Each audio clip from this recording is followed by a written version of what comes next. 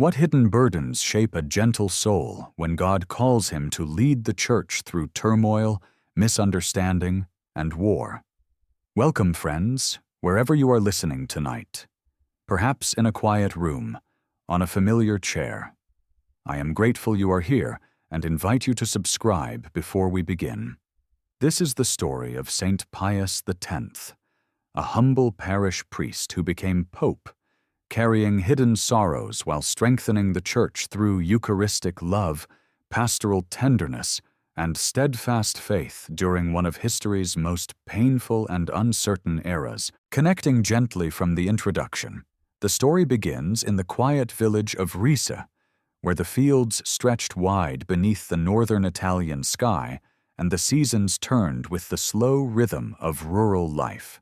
Here, in 1835, Giuseppe Sarto entered the world as the second of 10 children, born into a family that knew both honest labor and the constant pressure of humble means. His father worked as a village postman, his mother kept the home with steady hands, and together they created an atmosphere where faith was not spoken of loudly, but lived quietly in the details of each day. Giuseppe grew up walking the dirt paths between the one-room schoolhouse and his family's crowded home, often with worn shoes and an earnest desire that seemed larger than the landscape around him. Even in these early years, something in him leaned naturally toward the sacred. He lingered longer in church than other children, drawn by the candlelight and the silence that seemed to hold him as tenderly as a mother does her child. Though he could not yet articulate it, his heart was awakening to a lifelong love for the Eucharist, a love that would shape every season of his soul. Yet childhood was not without its difficulties. Poverty cast long shadows over the Sarto home, and every coin had to be stretched carefully, every need considered twice before it was met. Giuseppe learned early what it meant to go without, to rely not on possessions, but on God's quiet generosity. And perhaps this is why, even as a boy, he possessed a gentleness that felt older than his years. He was known for helping classmates, carrying heavy books for younger children, and finding ways to comfort those who seemed lonely. His mother noticed the way he prayed, slowly, sincerely, as though speaking to someone very near. Sometimes when he returned from school, he would go directly to the small church to kneel before the tabernacle, unaware that his interior world was being formed by a love he did not yet fully understand. As he grew, so did his responsibilities. He helped his father with errands, assisted his mother with chores, and took his place among siblings who depended on each other, as only large families do. But something else stirred quietly within him, something more than duty. Each time he passed the parish priest, each time he saw a cassock or heard the murmur of Latin prayers, his soul trembled with a longing that frightened him by its clarity. He felt called, even though he could not imagine how a poor boy like himself could ever pursue such a path. Was holiness reserved only for those who had the means? Or could God reach into the most ordinary corners of life and raise up a shepherd from simple soil? These were questions he carried silently, questions that deepened his heart rather than troubled it. The turning point came through the encouragement of his parish priest, who saw in the boy a rare seriousness, a quiet hunger for God. He urged Giuseppe to pursue further education, even though the Sarto family could barely afford the expenses. When Giuseppe received a scholarship, his mother wept with gratitude, believing that God had opened a door she never dared to imagine. And so, with a small bundle of belongings and a heart full of trembling hope, the young boy began the long walk each day to the school in nearby Castelfranco. Those who saw him on the road often noted his steady pace, his thoughtful expression, and the way he carried his books close, as though they were precious treasures leading him toward a destiny still hidden from view.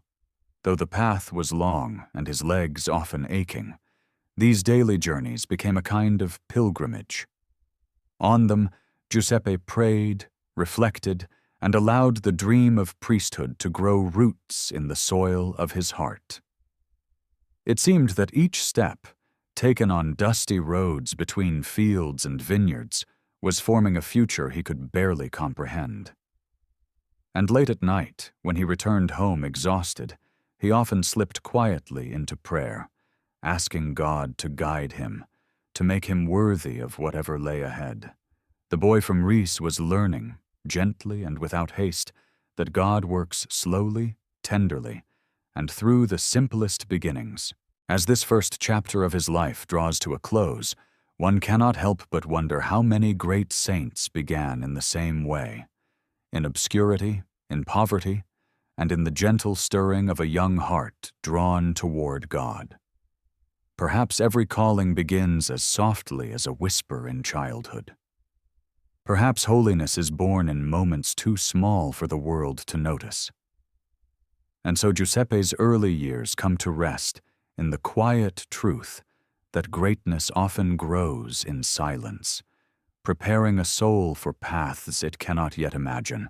Following the gentle close of his childhood years, the path of young Giuseppe Sarto leads us into a new landscape of longing, uncertainty, and quiet determination, as though one season of the soul were handing its lessons to the next. He arrived at the seminary in Padua with a heart full of gratitude and trembling hope, carrying with him not only the prayers of his family, but also the weight of their sacrifices. The gates of the seminary, tall and solemn, seemed to signal the beginning of a life that would no longer belong only to him. Inside those walls, he found a world shaped by study, silence, and the steady rhythm of prayer. Everything around him felt larger and more demanding than anything he had known before.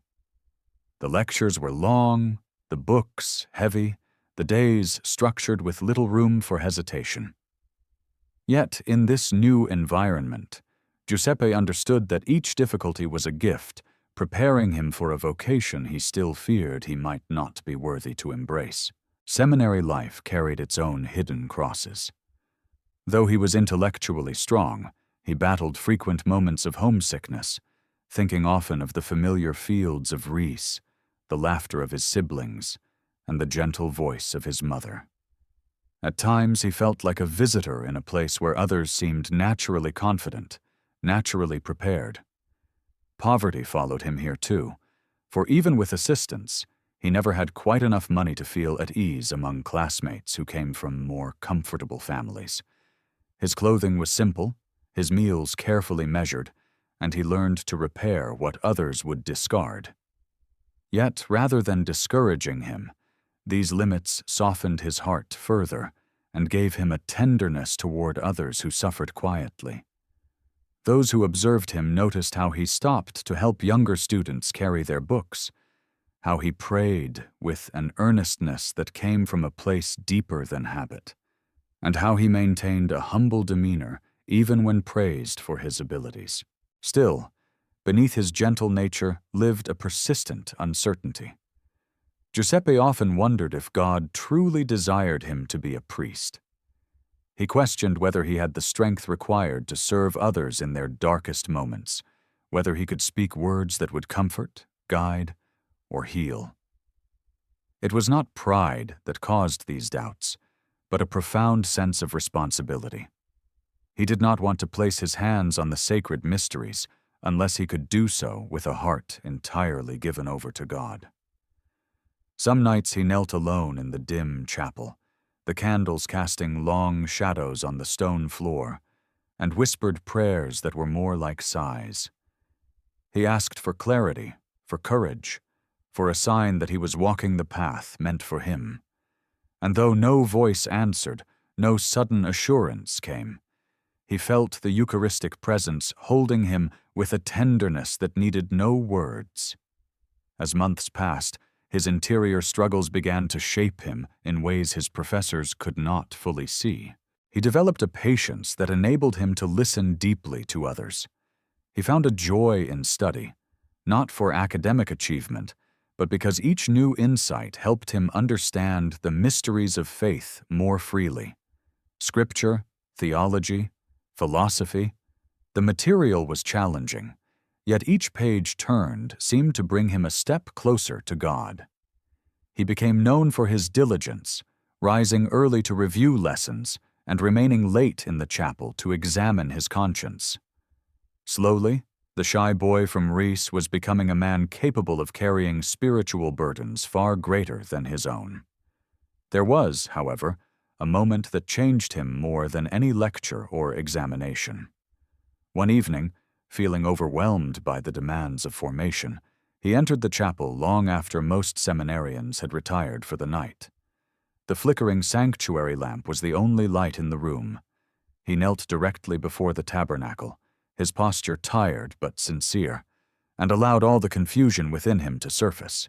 He did not speak much. He simply let his heart rest in the presence before him. It was during that silent vigil that a profound peace descended upon him. Gentle, steady, unmistakable. He later described it, though only to a close friend, as the moment he understood that priesthood was not something he had to achieve, but something he had to receive. God was not asking him to be perfect, only faithful. That night, Giuseppe surrendered his fears and entrusted his life fully to the path God was preparing. The peace he experienced did not remove his struggles, but it anchored them in a deeper trust. His final years in the seminary passed with a quiet sense of purpose. After receiving minor orders, he began to taste the responsibilities of pastoral care, assisting with liturgies and visiting the poor. His professors noted not only his intelligence, but his compassion, how he instinctively sought out those who struggled academically or personally.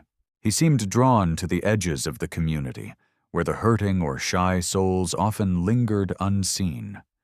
He had learned through his own poverty and uncertainty how to recognize the hidden burdens others carried. This empathy, formed in silence and shaped through hardship, became one of the principal marks of his later priesthood. When the day of his ordination approached, Giuseppe's heart was filled with both joy and a solemn awareness of the life he was about to embrace. He returned home briefly to share the news with his family.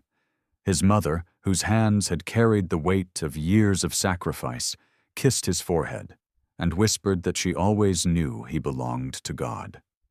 His father, usually quiet and reserved, attended the ceremony with eyes full of pride and emotion. In the cathedral, surrounded by those who had walked with him in various seasons of life, Giuseppe lay prostrate on the floor, surrendering himself completely to the will of God.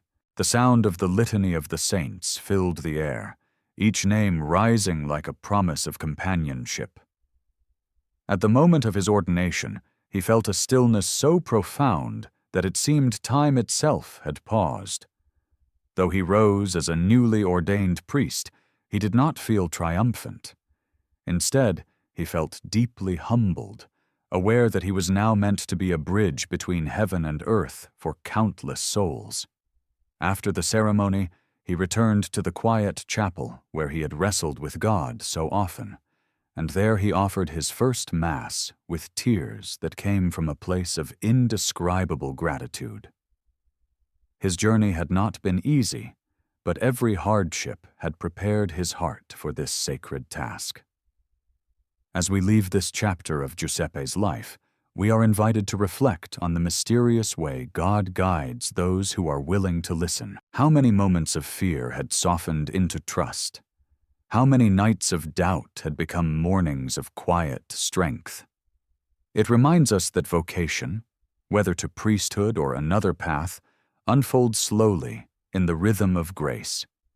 And perhaps we too can ask ourselves, when has God spoken most clearly to us, not in storms or triumphs, but in the gentle stillness of the heart, flowing gently from the quiet triumph of his ordination? The next chapter of Giuseppe Sarto's life opens not with grandeur, but with the soft, steady rhythm of ordinary parish ministry. His first assignment was the small rural parish of Tombolo, a place where the fields stretched out like open hands and the people lived close to the land that sustained them. It was a modest community, marked by poverty, illness, and the burdens of daily labor. Yet it offered Giuseppe something far more profound than comfort or recognition. Here, he found the schoolroom of pastoral love, a space where the lessons he had absorbed in the seminary, prayer, study, surrender, had to be transformed into concrete acts of service. It could be said that Tombolo formed him more deeply than any academic training, shaping him into the priest he would one day become, the priest whose simplicity and tenderness would eventually touch the entire church. Life in Tombolo was not easy. The rectory was old and drafty, the roof leaking during heavy rains, and the parish finances so limited that at times the young curate wondered how he would manage even the most basic needs. Yet his priestly heart was not discouraged by hardship. He embraced poverty with the same quiet acceptance he had learned in childhood, seeing it as a shared experience with his parishioners rather than a misfortune to avoid. Each morning he rose before dawn, praying in the dim light of the small church, as the villagers slowly awoke to their daily toil. Then he walked the length of the parish, sometimes covering 10 or 12 miles in a day, visiting the sick, comforting the elderly, and teaching catechism to children who looked to him not only as a priest, but as a father. In these small gestures, listening, blessing, encouraging, his sanctity took root. He served not from obligation, but from a deep love that grew stronger with each encounter. Though life in Tombolo was marked by simplicity, it was far from tranquil. The parish pastor, Father Constantini, was a learned but complicated man, known for his generosity, yet also for his struggles with debt and personal anxieties. His temperament could be difficult, and his administrative burdens often spilled over onto Giuseppe. Rather than resist or complain, the young priest absorbed these difficulties with humility. He learned to manage parish finances, organize charitable efforts, and navigate delicate relationships, all while maintaining a gentle respect for his pastor. Those close to him noticed the quiet way he stepped into responsibilities far beyond his years, not for ambition, but because he understood that love often demands more than comfort allows. And perhaps in these early challenges, God was preparing him for leadership roles he could not yet imagine. One of Giuseppe's greatest joys in Tombolo was teaching catechism. He believed that the faith should be accessible to all, especially children, who he felt were closest to God. He spoke simply, with warmth and humor, and the children listened with wide eyes, sensing the sincerity in his voice. He often said that understanding the faith was not merely a matter of memorizing doctrines, but of opening one's heart to the love of Christ. This conviction would later inspire his profound reform of early communion. But even in these humble days, it was clear that the Eucharist held the center of his soul. During evening benediction, when the incense rose slowly towards the ceiling and the village grew quiet, he felt a deep peace that anchored his entire being. Tombolo was shaping him not only as a priest, but as a man whose spiritual vision was rooted in the gentle strength of Christ's presence. The poverty of the parish also taught him lessons that could not be learned in books. Many families struggled to provide food or clothing for their children, and illness was a frequent and unwelcome guest in the homes he visited. Giuseppe responded with compassion that bordered on heroic.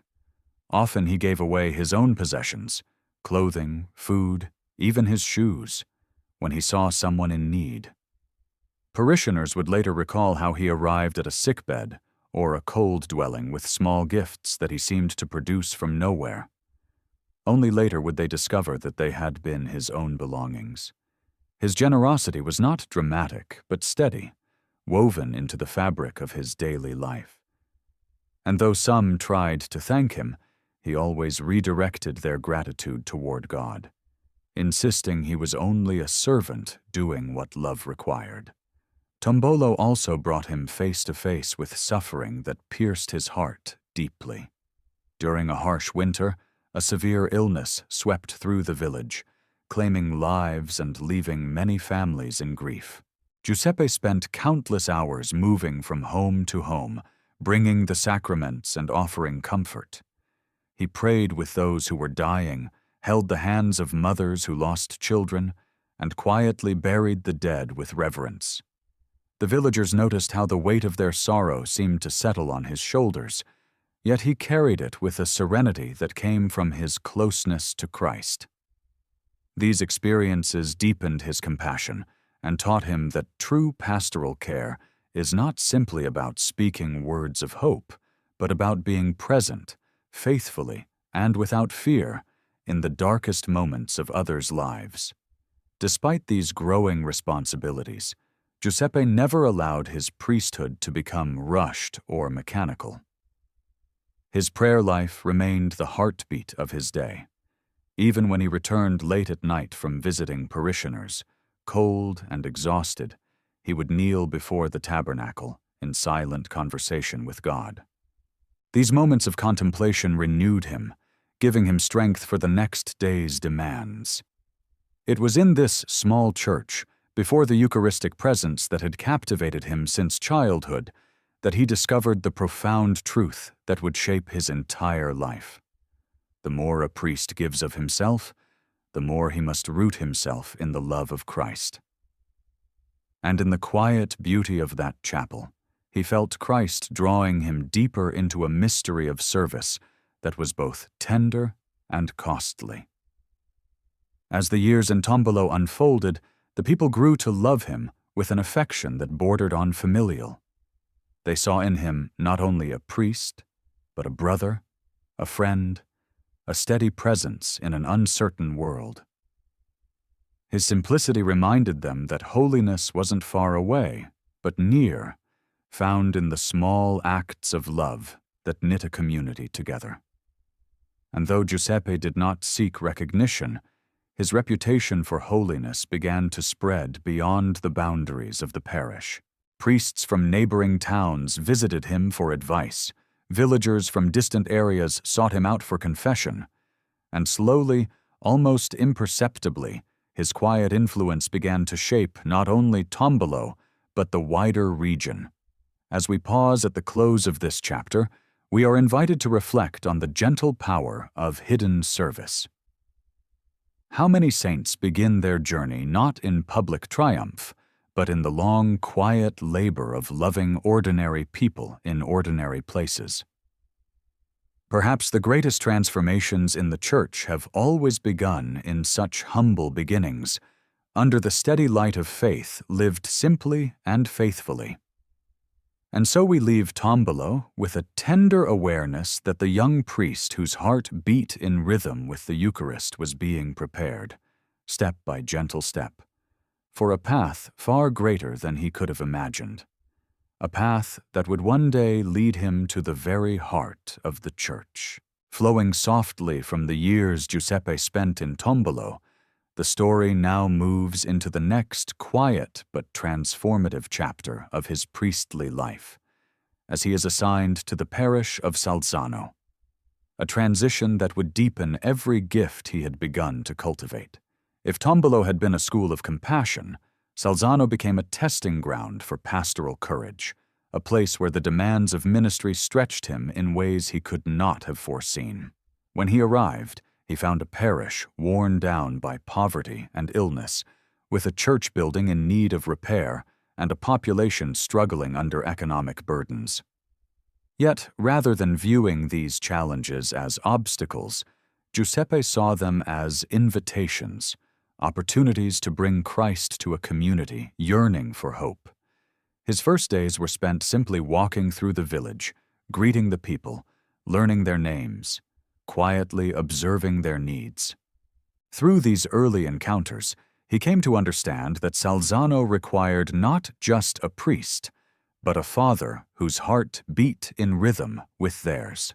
One of his first tasks was the restoration of the parish church, a project that others considered nearly impossible given the limited funds and structural decay. But Giuseppe, with his characteristic blend of practicality and faith, took on the challenge with steady determination. He visited artisans, negotiated fair prices, and invited the villagers to contribute whatever they could, whether labor, materials, or prayer. Slowly, almost imperceptibly, the church began to regain its former beauty. The people saw in their priest a man who believed in their dignity, who trusted that even their smallest contributions mattered. This restoration became more than a building project. It became a symbol of renewal, a tangible sign that their parish, once neglected, was alive again. Parishioners later recalled how, when the work was finally completed, Giuseppe walked through the sanctuary with tears in his eyes, grateful not for the achievement itself, but for the unity it had created among his people. Yet the most defining test of his years in Salzano came with the outbreak of a devastating cholera epidemic, a disease that spread with alarming speed and left families gripped with fear. Many fled in desperation, but Giuseppe refused to abandon his parishioners. He moved tirelessly from house to house, bringing the sacraments, offering comfort, assisting doctors, and even performing basic nursing duties when needed. Those who witnessed his selflessness spoke of how he seemed to appear exactly when most needed, as though guided by some interior light that directed his steps. He faced the risk of infection not with recklessness, but with the calm trust of a shepherd who understood that love requires courage. When someone died, he stayed to pray with the grieving. When someone survived, he celebrated quietly with gratitude. During those dark months, one moment stood out above all others. Late one evening, Giuseppe learned that a man on the far edge of the parish was dying alone. The streets were nearly deserted, the fear of contagion so palpable that even the wind seemed uneasy. But Giuseppe took up the pyx containing the Blessed Sacrament and walked into the night, the small candle in his lantern flickering as he made his way toward the sick man's house. A few villagers, watching from their windows, later spoke of how the gentle glow of that lantern seemed to hold back the darkness itself. He knelt beside the dying man, offering the sacraments, whispering prayers of mercy and tenderness. The man died with peace on his face, and Giuseppe remained there long after, praying for his soul. This quiet act, unseen by most, became a defining symbol of his priesthood. A man who carried Christ into the deepest shadows, bringing light to those who felt forgotten. The epidemic eventually subsided, leaving behind both grief and gratitude. Many families credited their survival to Giuseppe's care, though he would never have allowed such praise to rest on him.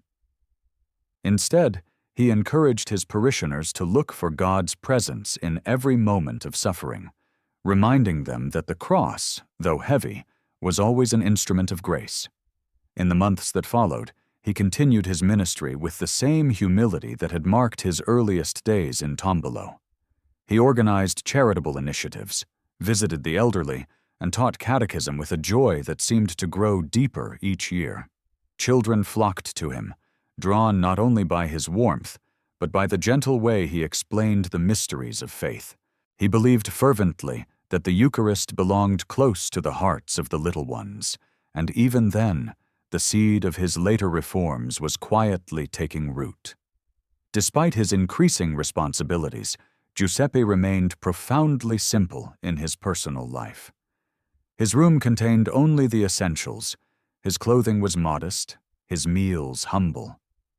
He never sought comfort or ease, believing that a priest's true riches were found in the souls he served. At night, when the village finally grew still, he often knelt before the tabernacle in the dim glow of a single candle, letting the silence wash over him. Those who glimpsed him in these moments saw a man absorbed in prayer, his face softened by the gentle radiance of the Eucharistic presence. It was in these quiet hours that he offered to God the burdens of the day, the sorrows he had carried, the joys he had witnessed, the hidden worries that came from caring deeply for so many people. And slowly, in the deep interior of his soul, he grew into the pastor whose love for God and humanity would one day resonate across the world.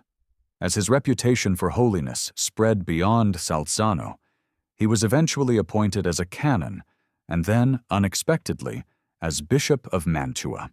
This new chapter came with mixed emotions, for though he obeyed the call of the Church with humility, leaving Salzano felt like leaving a piece of his heart behind. On the day of his departure, villagers lined the roads, many weeping openly. They kissed his hands, clung to his cassock, whispered prayers for his protection. Giuseppe, moved beyond words, blessed each of them, his voice trembling with gratitude. When he walked away from the village, he carried with him not only memories, but a deeper understanding of what it meant to shepherd souls. An understanding forged in sickness, in poverty, in rebuilding, and in the unbroken bond between a priest and his people. As we pause at the end of this chapter, we are reminded that sanctity often grows in the plain fields of daily life, nourished by acts of courage and compassion that rarely draw attention. What does it mean to give oneself so completely to others? How does suffering refine the heart until it mirrors the tenderness of Christ? These quiet questions linger as we follow Giuseppe to Mantua, where new challenges and deeper sacrifices await him, shaping him further along the path God had prepared from the very beginning. Flowing gently from the tender farewells of Salzano, the next phase of Giuseppe Sarto's life unfolds with a quieter, weightier light, as though the Lord were slowly ushering him from the humble landscapes of parish ministry into the broader, more complex world of diocesan leadership. When he arrived in Mantua as its newly appointed bishop, he carried with him no sense of entitlement, no illusions of grandeur. Instead, he stepped into the role with the same simplicity that had defined every chapter of his life so far. Mantua, with its winding canals, aging churches, and spiritual wounds, seemed at first overwhelming. The diocese had been weakened by years of internal tensions, lax discipline, and political pressures that had blurred the boundaries between church and state. Many clergy were discouraged, others indifferent, some resistant to any change. It was into this mixture of fatigue and uncertainty that Giuseppe was asked to bring renewal, a task that required deep patience and love. His first days as bishop were spent observing, listening, and quietly praying. He visited every parish, sometimes traveling long distances on foot or by carriage, entering old sacristies, dusty rectories, and poorly tended chapels. Many priests received him warmly, grateful for the presence of a shepherd who seemed to radiate fatherly concern. Others were hesitant, wary of his reputation for strong faith and discipline, fearing that he might impose reforms they were not ready to embrace. But Giuseppe was not a man of confrontation for its own sake. He believed that change rooted in love would take time and must begin with genuine understanding. He talked with the clergy individually, asking not about rules or structures at first, but about their lives, their hopes, their difficulties. He wanted to know their hearts before he asked anything of them. As he settled into his new responsibilities, he began to see clearly the deep wounds that afflicted the diocese. Some seminaries lacked proper formation, parish finances were in disarray, catechesis had weakened, and the spiritual life of many communities had grown thin. Giuseppe responded not with discouragement, but with determination. He reorganized the seminary with a firm but compassionate hand, insisting on strong theological training and sincere spiritual formation. He visited the seminarians regularly, offering conferences on humility, prayer, and the pastoral heart. His words were simple, but the young men listened with admiration, sensing that they were learning not from a distant administrator, but from a father who lived everything he taught. His reforms extended beyond the seminary. He restructured diocesan finances to bring clarity and fairness, ensuring that poor parishes received adequate support. He revived catechetical programs, encouraging priests to teach the faith with the same tenderness he had once offered the children of Tombolo and Salzano. And he encouraged communities to return to the beauty of the liturgy, believing that reverence in worship strengthened the soul of the Church. These efforts, though gradual, began to bear fruit. Priests found renewed clarity in their mission. Laypeople sensed a new energy in their parishes. Yet progress was not without resistance. Some criticized him for being too strict, too idealistic, too demanding. But even in the face of conflict, Giuseppe remained calm, rooted in the Eucharistic presence that sustained him daily. Those who watched him closely often remarked that he never seemed shaken by criticism. Instead, he carried every misunderstanding to prayer, asking God to soften hearts, including his own. A particularly painful moment came when he was falsely accused by some of mishandling diocesan issues. These accusations were whispered quietly, spreading through certain circles like a shadow that tried to follow him. Though deeply hurt, he refused to respond defensively. Instead, he said only, "The truth is patient. It waits for God's hour." And indeed, time revealed the integrity of his actions, silencing the rumors and strengthening the respect many already had for him. This moment revealed something essential about Giuseppe's character. His humility was not weakness, but strength. A strength born from trusting God more than human opinion. Yet his work in Mantua was not confined to administrative reform. He also devoted himself to pastoral presence with an intensity that surprised even those who admired him. He visited hospitals frequently, comforted prisoners, and spent hours hearing confessions. He loved the poor with the tenderness of a man who had once shared their limitations, and they loved him in return. Many families would later recall how he sat with them during moments of sorrow, listening with patience, praying with deep sincerity, offering the comfort of Christ more through his presence than through words. On feast days and Sundays, he celebrated Mass with a reverence that touched all who attended. His homilies were not elaborate. They were simple, luminous reflections rooted in Scripture and shaped by a heart that had suffered and loved much. There were evenings in Mantua when he returned to his residence, exhausted from long days of ministry, yet he never neglected his time before the tabernacle. The quiet chapel became his refuge, the place where he offered every burden, every hope, every disappointment. Those who saw him pray spoke of a stillness that seemed to wrap around him, a peace that made the world's tensions fall away. It was in these silent hours that he renewed his strength and allowed the love of Christ to shape him more deeply. Slowly, almost invisibly, these hidden prayers became the wellspring from which all his decisions and actions flowed. Despite the weight of his responsibilities, Giuseppe never lost the gentle humor and simple warmth that had endeared him to the people of his earlier parishes. He often stopped to speak with children on the streets, asking them about their families and catechism lessons.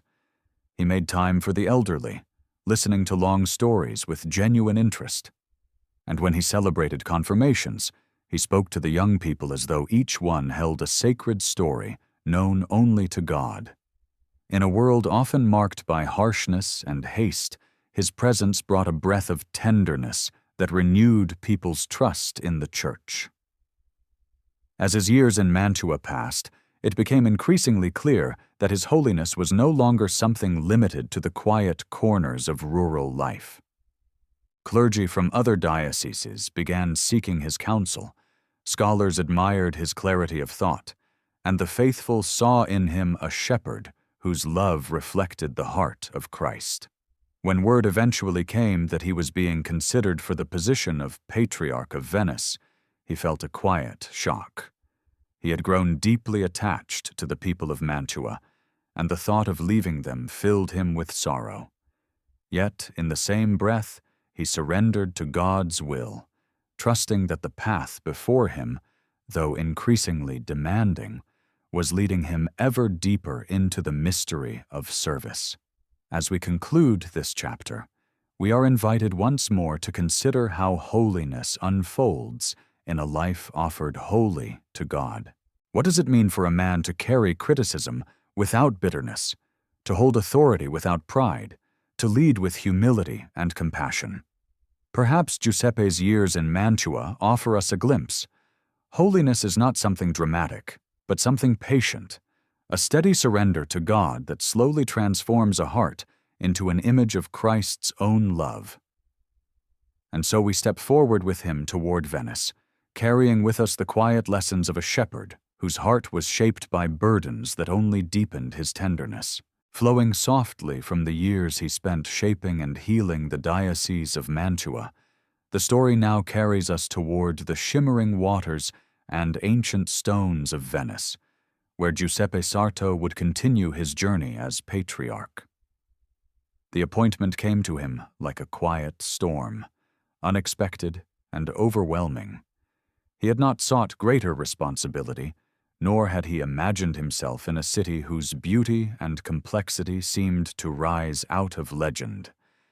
Yet he accepted the call with the same humility that marked his entire life, believing that a priest's heart must always remain open to the will of God, even when that will leads him into unfamiliar terrain. When he arrived in Venice, he found a city that moved at the rhythm of tides and bells, where history clung gently to the walls of every building, and where the faith of the people pulsed beneath the surface like a hidden current guiding all things. The role of Patriarch brought with it new challenges that differed from the struggles of Mantua.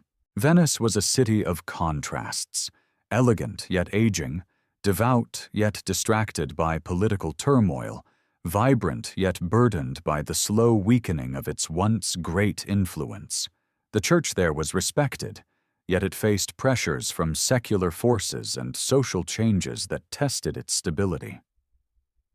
Giuseppe approached these realities with a steady, fatherly heart. He observed carefully, listened deeply, and learned the contours of the city not merely through its official reports, but through its people. The fishermen, the artisans, the widows, the merchants, and the children whose laughter echoed across narrow streets and open squares. He took time to walk through the neighborhoods, crossing bridges with the humility of a simple parish priest rather than the grandeur of a patriarch. Those who saw him often noted how he moved without ceremony, greeting people with warmth, offering blessings freely, and pausing whenever someone seemed troubled or in need. His residence, though dignified, did not shape him into a distant figure. He maintained his characteristic simplicity, rising early for prayer, celebrating Mass with quiet devotion, and spending long hours responding to letters, managing diocesan affairs, and visiting those who sought his counsel.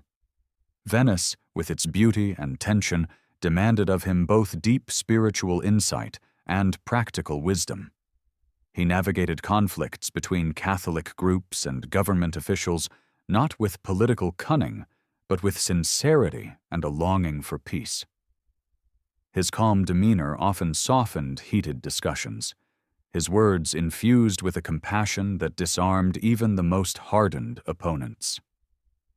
Those close to him would later say that he possessed a gift for listening that made others feel seen, understood, and valued, regardless of their station or disagreement. One of the most profound dimensions of his ministry in Venice was his devotion to catechesis. He believed fervently that the faith must be understood in order to be lived, and that the Church's teaching should be presented with warmth and clarity rather than formality or fear. He revived catechetical instruction in parishes, encouraged priests to teach with love, and spent hours preparing lessons that communicated the mysteries of faith in ways both simple and profound. Children were drawn to him instinctively. They gathered around him whenever he visited schools or parishes, sensing in him a gentleness that made the truths of faith feel accessible and welcoming. Parents often said that their children returned home speaking of him with a kind of wonder, as though they had encountered a shepherd whose kindness reflected something of God's own heart. His love for the Eucharist deepened during these years, shaping every aspect of his ministry. He celebrated Mass with reverence that left a lasting impression on all who attended. During benediction, as the incense drifted upward in delicate spirals and the golden monstrance gleamed beneath candlelight, his face seemed illuminated by a peace that came from the deepest regions of prayer. He encouraged frequent communion long before it became a universal practice, and supported sacred music that lifted the soul toward contemplation. Under his guidance, choirs revived traditional chants, and liturgical celebrations regained a reverence that touched even those who entered the church only occasionally. Venice, a city accustomed to beauty, now encountered spiritual beauty through its patriarch in new and enlivening ways. Yet pastoral love did not shield him from suffering. Venice demanded strength as much as tenderness. He faced relentless administrative burdens, financial struggles within parishes, and ongoing tensions between the church and secular authorities. There were moments when political hostility pressed heavily on his heart, especially when he found himself misunderstood or publicly criticized for decisions he made with sincere intention. In these moments, he returned again and again to the tabernacle, kneeling for long stretches of silence. Those who served in the patriarchal house sometimes heard his slow footsteps echo through the corridors at night, followed by the creak of the chapel door.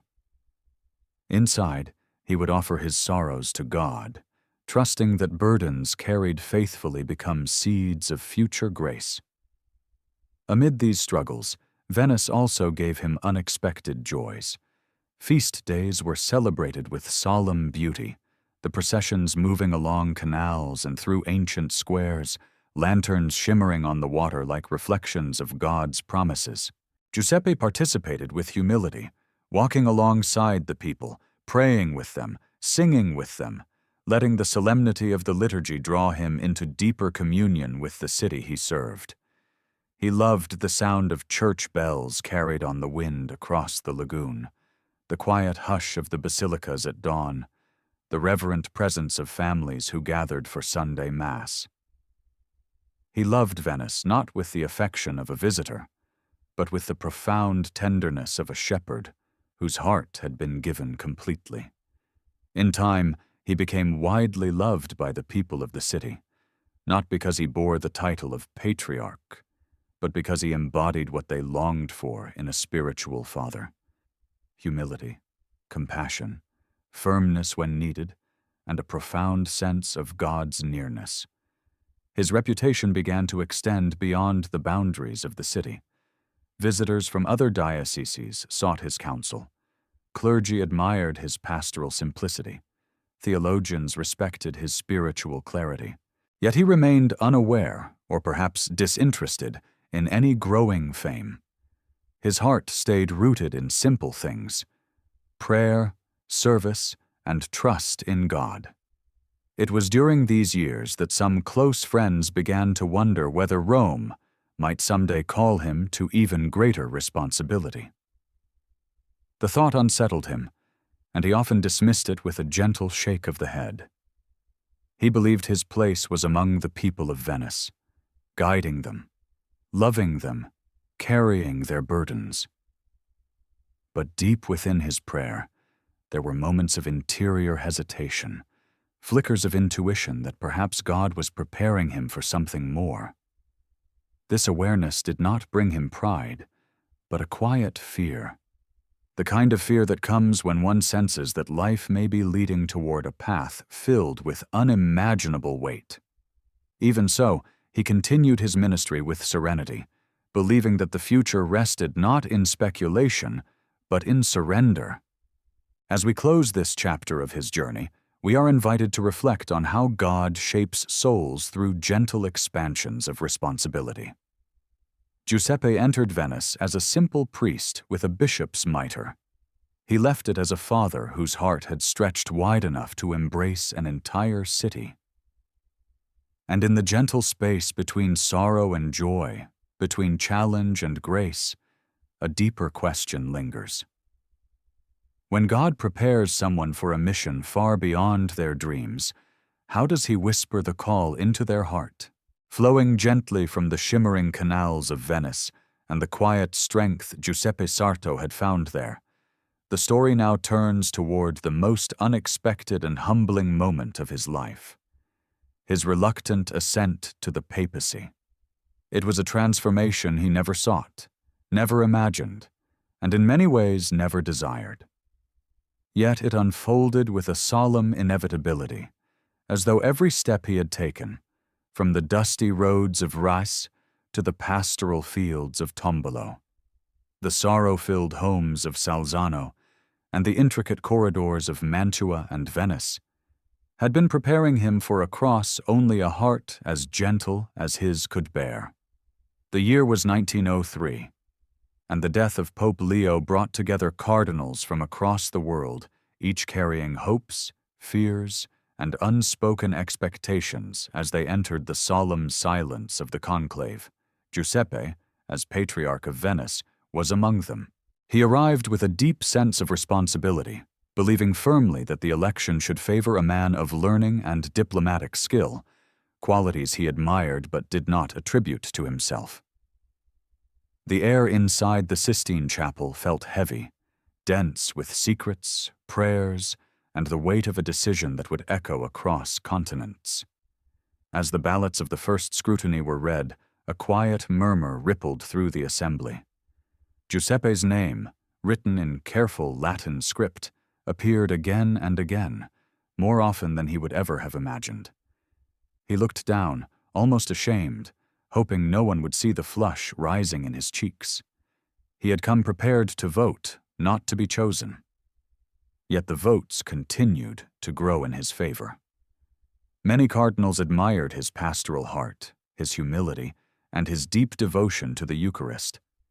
They sensed in him a purity of soul they believed the Church desperately needed in a changing and troubled world. Still, the old order of Europe clung to its traditions, and one such tradition revealed itself with painful clarity: the Austrian veto.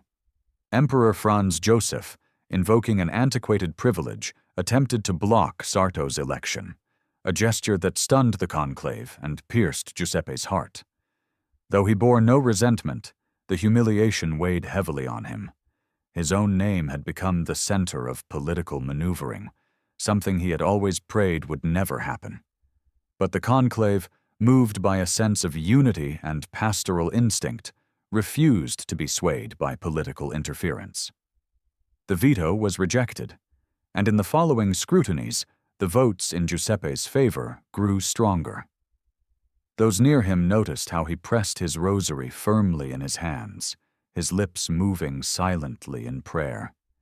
He later confessed that he begged God to choose someone else, someone more prepared, someone more willing. Yet the ballots spoke a truth deeper than personal preference. As the final votes were read, and his election became clear, Giuseppe felt a weight settle upon him, a weight that was both invisible and immense.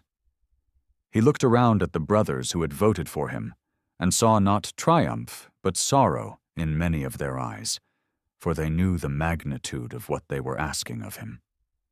When the Dean of Cardinals approached to ask whether he accepted the office of the papacy, Giuseppe's voice trembled.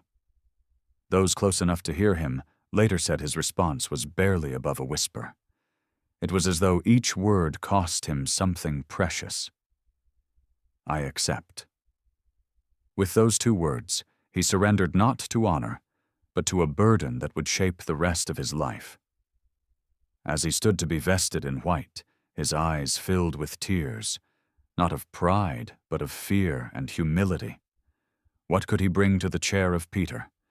He felt himself a parish priest, nothing more, nothing less. He had never imagined himself guiding the global church, confronting the tides of modernity, or navigating the political storms gathering across Europe. Yet in the silence of his heart, he believed that if God had permitted this, then God would also give him the grace to endure it. When he emerged on the balcony as Pope Pius X, the crowds below erupted into cheers. But within that sea of voices, he felt strangely alone. The responsibility pressed upon him like a quiet ache, and he prayed silently as he blessed the people, asking God to make him a true father to them. In the days that followed, he refused many outward displays of papal pomp. He walked with the simplicity of a man who had always chosen the poorest seat in the room. He moved into the papal apartments reluctantly, missing the modest spaces of Venice, where his life had felt more familiar and his duties more manageable. Those who served him were astonished by his gentleness. He greeted the staff not as subordinates, but as companions, asking about their families, their joys, their struggles. When he spoke with visiting bishops, he listened more than he lectured. His first audiences revealed a man who carried the papal office not as a throne, but as a cross. Yet even in these early days, his pastoral heart began to shine through the gravity of his role. He insisted on walking in the gardens where simple workers tended the grounds, speaking with them about their lives, their children, their dreams. He encouraged Vatican personnel to receive the sacraments frequently and gently reorganized daily schedules so that communal prayer became more natural and reverent. He opened his doors to the poor of Rome, offering not only alms, but a listening heart. When he met with children, he knelt to be at their level. He often said that a priest should always be more attentive to the small and the vulnerable than to the powerful, and though he was now pope, this conviction remained unchanged. But beneath this calm surface, he wrestled with profound interior struggles. He feared failing the church. He felt inadequate in the face of theological controversies and political tensions rising like storms across the horizon. At night, long after others had gone to sleep, he walked the halls of the apostolic palace in silence. Sometimes the guards, hiding their surprise, would see him slip quietly into the chapel, his footsteps soft but steady. He would kneel for hours, asking for strength, asking for guidance, asking how he could shepherd a flock spread across the world. His prayer was not eloquent or poetic. It was simple, sincere, and filled with the same trust that had guided him since childhood. As his early months as pope unfolded, a gentle truth became clear.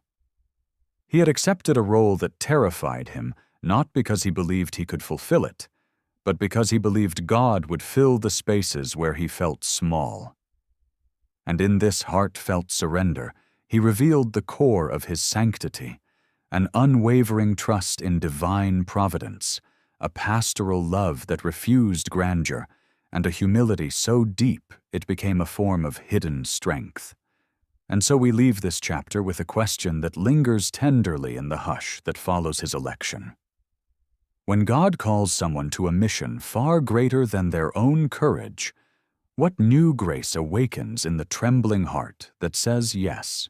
Flowing gently from the trembling acceptance of the papacy, the story now moves into a chapter where the pastoral heart of Pope Pius X begins to shine with a radiant simplicity that touched the entire church.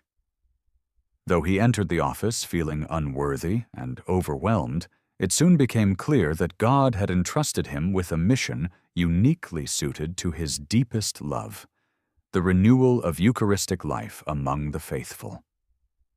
And so, in the quiet rhythm of his early years as Pope, something luminous began to unfold, something that revealed the soul he had carried since childhood. A profound tenderness for the Eucharist, and an unwavering desire that all people, especially children, should draw close to the heart of Christ. His papacy, though marked by heavy burdens and future sorrows, opened with a blossoming of spiritual renewal that seemed to rise gently from the foundations of his lifelong devotion. From the moment he stepped into the Vatican, Pius X understood that his greatest work would not be political maneuvering or theological debate, but the simple, pastoral task of leading souls to God. His motto, "To restore all things in Christ," was not conceived as a campaign or an abstract ideal. It grew from his personal conviction that the Eucharist must be the center of Catholic life, that grace flowed most abundantly when believers encountered Christ with trust and frequency. He believed deeply that the Eucharist was not a distant mystery reserved for the learned, but a living presence meant for every heart, the sorrowful, the humble, the weary, the young. And so he began, with gentle determination, to restore the Church's spiritual focus to the altar. One of his earliest and most beloved reforms was the lowering of the age for First Communion. For centuries, many believed that children should wait until they reached a certain intellectual maturity before receiving the Eucharist. But Pius X saw something different whenever he looked into the eyes of children. He saw innocence, receptivity, trust, and a purity that many adults had long lost. He believed that Christ's love should meet them early, forming their hearts before the world had a chance to harden them. After much prayer and careful reflection, he issued the decree that children who had reached the age of reason, often around 7, should be welcomed to the altar. This decision rippled across the Church like a quiet wave of joy. Priests rejoiced, parents wept with gratitude, and children found themselves drawn into a sacramental life that would nourish them from their earliest memories. Many stories from this time speak of Pius X's joy when he encountered children preparing for their first communion. He often stopped to bless them, smiling with an affection that made them feel immediately at ease. Some recalled how he would kneel to speak with them, asking if they were excited, reminding them that Jesus loved them more tenderly than they could imagine. Observers saw in these moments a glimpse of the parish priest he had once been. Some said that in those smiles, the villages of Tombolo and Salzano seemed to appear again, as though the Pope who stood before them was still the young curate who walked dusty roads to teach catechism. But his Eucharistic reforms extended far beyond one decree. Pius X encouraged frequent communion for adults, urging the faithful to draw strength from regular participation in the sacrament. He reminded priests that the invitation to receive the Eucharist was not a reward for perfection, but a lifeline for those striving toward holiness. He spoke often of the Eucharist as the surest path to sanctity, a gentle assertion rooted not in theory, but in the deeply personal truth that had sustained him throughout his life. Under his guidance, the Church saw a renewed devotion to the Blessed Sacrament. Adoration chapels became more common, processions regained their solemnity, and countless believers discovered a new tenderness in their relationship with Christ. His love for liturgical beauty also led him to address sacred music. He believed that music in worship should elevate the soul and reflect the dignity of the mysteries being celebrated. Gregorian chant, with its serene, contemplative character, held a special place in his heart. He encouraged its revival, hoping that the purity of its melody would draw the faithful into deeper prayer.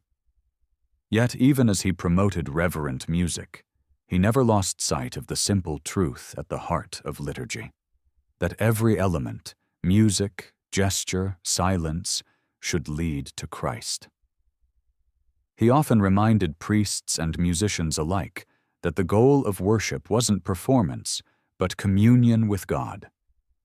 Throughout these years of renewal, Pius X maintained a daily routine that reflected his unwavering simplicity. He rose early, prayed long before the tabernacle, celebrated Mass with profound reverence, and spent hours meeting with bishops, priests, religious, and laypeople. Despite the growing administrative burdens of the papacy, he found time each day to open his heart to those who came seeking consolation. The poor of Rome knew they were always welcome. They arrived with their troubles, their sicknesses, their hopes, and he greeted them not with the distant formality of a head of state, but with the warm attention of a parish priest. Some left with material assistance, others with spiritual encouragement. All left feeling seen and valued. Yet even in this season of light, he began to sense faint shadows gathering at the edges of his mission. The world was changing. New philosophies, new political movements, and new cultural currents were rising with quiet force, challenging long-held beliefs about truth, morality, and the nature of the human person. Within the Church, modernist thought began to take root, an approach that sought to reinterpret doctrine through the lens of shifting historical trends. While some embraced these ideas with enthusiasm, others worried about their implications. Pius X, with his pastoral heart and deep sense of responsibility, felt called to protect the integrity of the faith. But he also understood, perhaps better than those around him, that defending truth would bring him not admiration, but misunderstanding and sorrow. Yet for now, as this chapter closes, we rest in the gentle radiance of his early papal years, a time when his love for Christ overflowed into reforms that would shape generations. His devotion to the Eucharist was not a theological program, but a living flame, one that warmed the hearts of the faithful and renewed the spiritual breath of the Church. And perhaps we too are invited to reflect. What happens in a world, in a soul, when the Eucharist becomes the center of life? Flowing quietly from the luminous reforms that shaped the early years of his papacy, the story now enters a more shadowed corridor of Pope Pius X's life, one marked not by celebration, but by conflict, sorrow, and an interior suffering that few around him ever fully understood. Although he had brought renewal and Eucharistic joy to the Church, the world was shifting beneath his feet. New philosophies and movements were emerging with surprising force, reshaping the very landscape of thought. Many Catholics, especially scholars and clergy, felt compelled to reinterpret ancient doctrines through the lens of modern culture, science, and historical criticism. This wave of ideas, collectively known as modernism, began to spread quietly but steadily, presenting itself not as rebellion, but as progress. Yet beneath its surface lay tendencies that troubled Pius X deeply: the diminishing of divine revelation, the reduction of faith to sentiment, and the subtle reshaping of Christ into a figure more acceptable to the spirit of the age. What grieved him most was not the intellectual debate itself, but the realization that many sincere Catholics, unaware of the consequences, were being drawn into ways of thinking that risked weakening the very foundation of faith. Pius X had never been a man of controversy. He was not drawn to theological battles, nor did he relish the thought of issuing condemnations. His heart was pastoral before it was doctrinal. He wanted to guide rather than oppose, to encourage rather than restrain. Yet, as letters reached his desk, reports from bishops, concerns from seminary rectors, confessions from troubled priests, he recognized that silence would be a form of abandonment. He prayed long and earnestly, asking for clarity and gentleness, for the balance between truth and mercy. Those who observed him during these months noted a change in his demeanor. He carried himself with the same simplicity, but there was a heaviness in his eyes, a quiet fatigue that seemed to trace itself along the edges of his smile. It was the burden of a shepherd who foresaw danger approaching his flock and knew he must act, even at the cost of his own peace. The measures he eventually took, issuing documents to clarify doctrine, warning against errors, and requiring clergy to affirm their fidelity to church teaching, were not steps he took lightly. Though history often remembers these actions as stern or defensive, those close to Pius X knew the anguish that accompanied them. He wept privately on more than one occasion, grieving that his hand had been forced into positions that contradicted his gentle nature.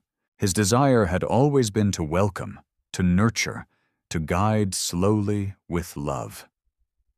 Yet he also believed, with a sorrowful conviction, that truth sometimes demanded firmness.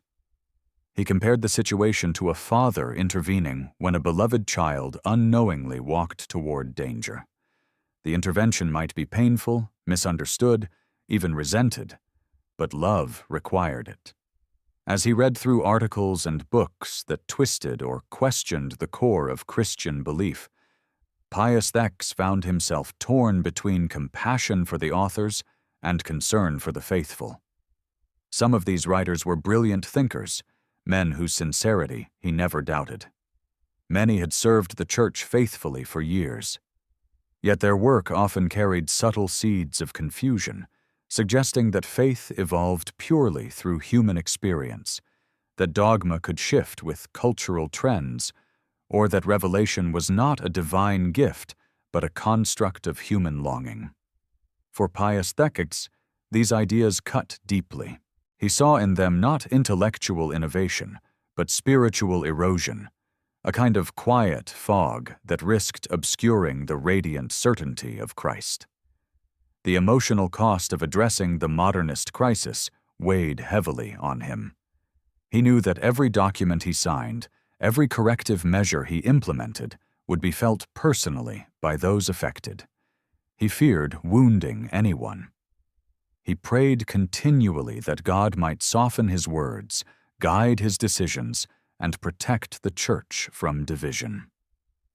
Those who worked in the papal household later recalled hearing him sigh during long evenings of writing and reviewing documents. At times he would rest his head in his hands, murmuring prayers for wisdom, asking that no action of his would harm a soul's journey toward God. They spoke of how he would pause for long moments before placing his signature on a decree, as though offering it once more to Christ before sealing it with ink. Among the most painful moments of this period were the misunderstandings that arose from his intentions. Some accused him of rigidity, of resisting legitimate development, of lacking trust in modern scholarship. These criticisms, though often unfair, pierced him deeply. He had never sought conflict with the intellectual world. He valued scholarship and encouraged study. But he believed that theology must be anchored in the timeless truth of Christ, not shaped by the shifting winds of cultural change. He did not desire to silence minds, but to safeguard hearts. Still, he accepted the criticism with humility, refusing to respond with anger or resentment. When harsh letters reached him, he prayed for the writers. When friends tried to defend him passionately, he gently discouraged them, reminding them that a shepherd should bear suffering quietly. Yet amid these trials, his pastoral tenderness never diminished. He continued meeting with the poor, blessing children, listening patiently to pilgrims who traveled far for a moment of comfort. Those who visited him during this time found him as warm as ever, though there was now a contemplative stillness beneath his kindness, as though the weight he carried had deepened the interior chambers of his soul. In private, he offered all his anxieties to the Eucharistic Christ, placing his forehead against the edge of the altar, seeking solace in the presence that had always sustained him. There were evenings when, after a long day of meetings and correspondence, he would walk alone in the Vatican gardens. The guardians, seeing him in the distance, kept respectfully silent. They watched as he paused beneath the trees, sometimes lifting his gaze to the sky, as though silently asking whether he had done enough, whether he had acted with love, whether the Church would understand his heart when history looked back upon these times. And in those moments, the loneliness of leadership showed itself with quiet clarity, a loneliness not born of isolation, but of the knowledge that some crosses can only be carried between the soul and God. Despite the pain, Pius X remained steadfast in charity. He never allowed the conflict to embitter him. Instead, it purified him, drawing him deeper into prayer, deeper into humility, deeper into the heart of Christ. And so, as we close this chapter, we are invited to reflect on the hidden suffering of a pope often remembered for firmness, but shaped most profoundly by compassion. What does it cost a gentle soul to stand firm for the truth? How quietly does a heart break when it must choose love expressed through painful decisions? These questions linger as we move into the next part of his story, where the storms of the world beyond theology begin to gather with increasing force across the horizon of Europe. Flowing gently from the quiet ache of the modernist crisis, the narrative now widens outward, moving from the inner storms of theology to the turbulent world beyond the Vatican walls. For while Pope Pius X continued to shepherd the Church with a tender yet steadfast heart, Europe itself was stirring restlessly, as if old certainties were loosening, and the bonds that once held nations together were fraying at the edges. The early 20th century was a time of great ingenuity and growth, but beneath the surface of progress lay fault lines of political tension and ideological conflict. Empires were uneasy, alliances shifting, and the pace of change unsettled many who feared the world was moving too quickly for the wisdom of its own past. Into this landscape stepped Pius X, a pope who had never sought political influence, yet now found himself watching anxiously as nations drifted toward confrontation, injustice, and the steady erosion of spiritual life. From the earliest days of his pontificate, Pius X recognized that the Church could not remain indifferent to the forces reshaping society. Anti-clerical laws in France, Austria, and other nations threatened not only religious institutions, but the spiritual well-being of countless faithful. These laws often stemmed from a growing secularism that sought to confine religion to the private sphere, stripping it of its place in public life. Schools were challenged, religious communities dissolved, properties confiscated. Pius X felt these wounds deeply, not because of political pride, but because he saw the suffering they inflicted on ordinary believers. Priests were left without homes, families without the sacraments, children without catechesis. The Holy Father responded with fatherly firmness, urging bishops to stand strong, while also encouraging reconciliation wherever possible. He hoped that patience, united with charity, would soften the hearts of governments determined to push the Church aside. But the tensions were not limited to anti-clerical legislation. Across Europe, the clouds of nationalism grew darker. The Balkan Wars signaled a foreboding instability as old rivalries reawakened with dangerous intensity. The assassination of political figures, fierce competition among empires, and territorial disputes created an atmosphere that seemed increasingly combustible. Pius X followed these developments with growing concern, reading diplomatic reports and listening intently during meetings with ambassadors. Though he was not a politician, he possessed a shepherd's intuition, a sense that the world was approaching a precipice.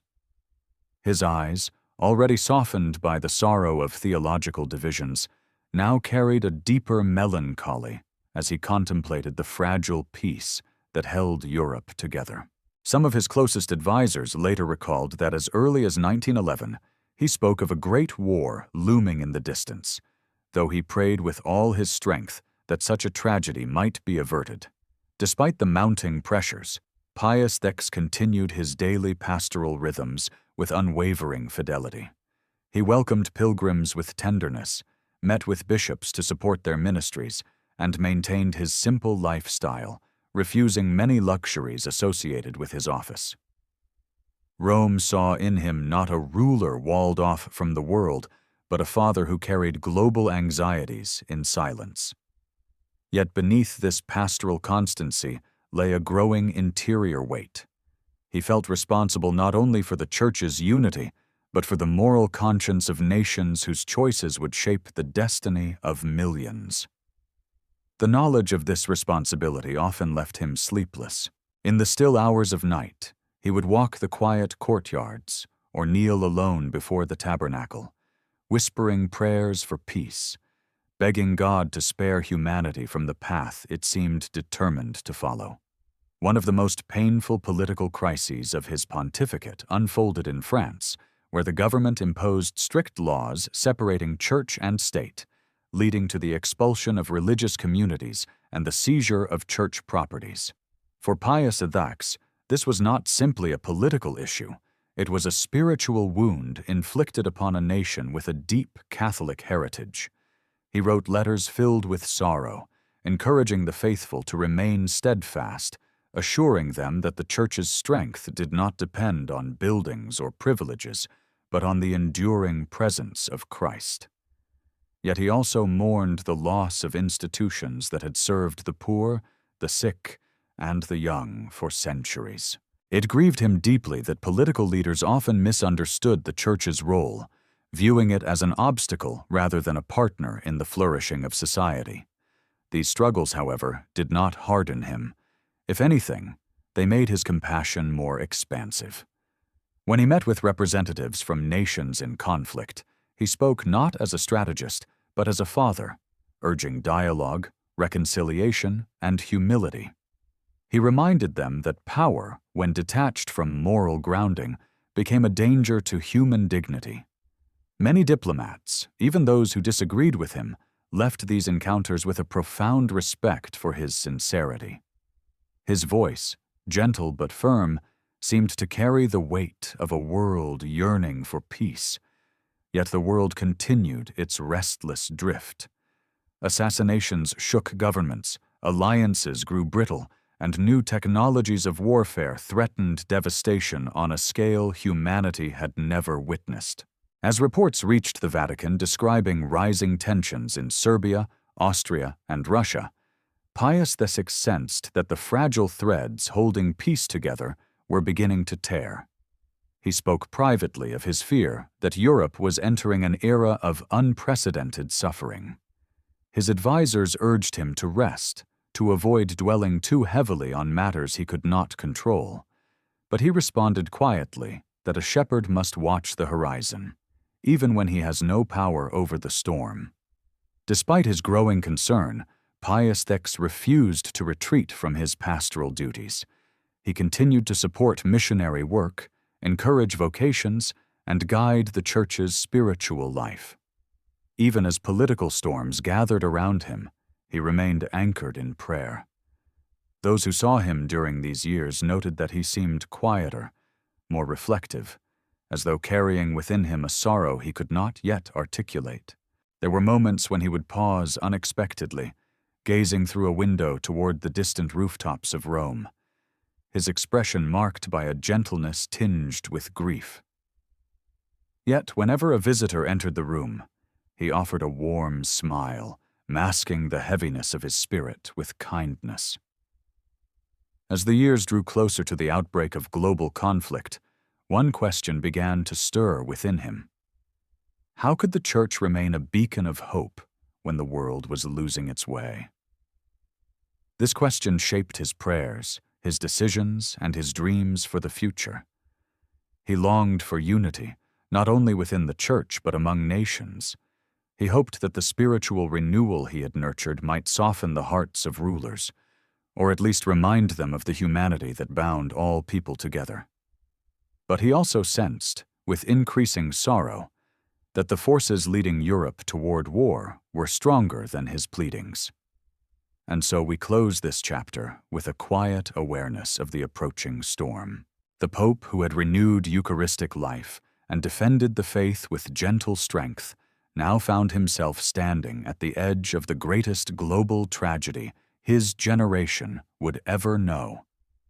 What does a shepherd feel when he sees danger approaching but cannot turn the tide? How does a father carry the weight of a world drifting toward darkness? These questions echo softly as we prepare to follow Pius X into the final sorrow-laden stages of his pontificate, where the clouds of war will break open and the cost of his love will reveal itself in profound ways. Flowing gently from the mounting tensions that unsettled Europe and the sorrow they stirred in Pius X's heart, the story now turns inward, toward the chamber of personal trial. Those losses and griefs that touched him not as a pope guiding nations, but as a man whose own life was woven with love, vulnerability, and quiet suffering. While the world beyond the Vatican walls grew increasingly restless, his own interior world was touched by shadows that deepened slowly and silently. For Pius X, the weight of political turmoil was already immense, yet beneath that broader sorrow lay another layer of pain. The loss of people who had been the steady supports of his life and ministry, the friends and family whose presence had offered him comfort long before he ever wore the white cassock of the papacy. As these familiar faces faded one by one, he found himself grieving not only the turmoil of nations, but the empty spaces left in his own heart. The first great sorrow of these years came with the death of individuals who had stood beside him through decades of service. Trusted advisors, fellow priests, and old companions from his early ministry began to fall ill or pass away. Some died unexpectedly, others after long periods of suffering.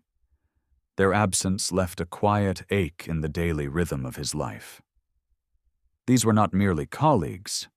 Many were soul friends, men who had understood his gentle temperament, who had shared his love for the Eucharist, who had accompanied him through the challenges of Mantua and Venice. Their loss created a loneliness that no title or public honor could soften. As he sat at his desk in the apostolic palace, he often found himself reaching for a letter, a memory, or a prayer connected to those who had been taken from him. Their absence became a new form of solitude, one that seemed to echo through the corridors of his heart. Within his own family, sorrow struck with a tenderness that pierced him deeply. Pius X had remained close to his siblings throughout his life, writing to them often, offering guidance and comfort whenever they faced difficulties. They had been the living ties to his childhood, to the dusty roads of Rice, to the memories of his mother's steady hands and his father's quiet integrity. But during these years, illness began to spread among those he loved most.